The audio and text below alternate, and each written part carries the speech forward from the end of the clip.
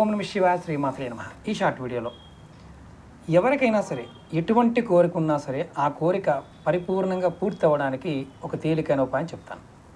ఇది ఆడవారైన మగవారైనా చేయవచ్చు. దీనికి ఎటువంటి నియమ నిబంధనలు లేవు. ఎలా చేయాలి, ఏ విధంగా చేయాలి చెప్తాను. ప్రయత్నపూర్వకంగా చేయండి. ఇది కూడా జ్యోతిష గ్రంథాల్లో ఉన్న పరిహారమే. మీరు ఎవరైనా సరే ఒక పేపర్ తీసుకోండి, చిన్న పేపర్ తీసుకోండి. దానిలో మీ కోరిక రాయండి.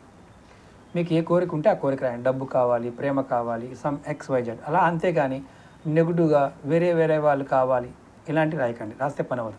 మీకు జెన్యున్గా ఏదైతే కోరుకుంటే అది రాయండి. తర్వాత దానిలో కొద్దిగా దాల్చిన చెక్క పౌడర్ని దాంట్లో వేయండి. వేసి దాన్ని చక్కగా పొట్లలా కట్టి మీరు పడుకునేటప్పుడు దిండి కింద పెట్టుకోండి. ఇది ఎప్పుడు చేయాలి?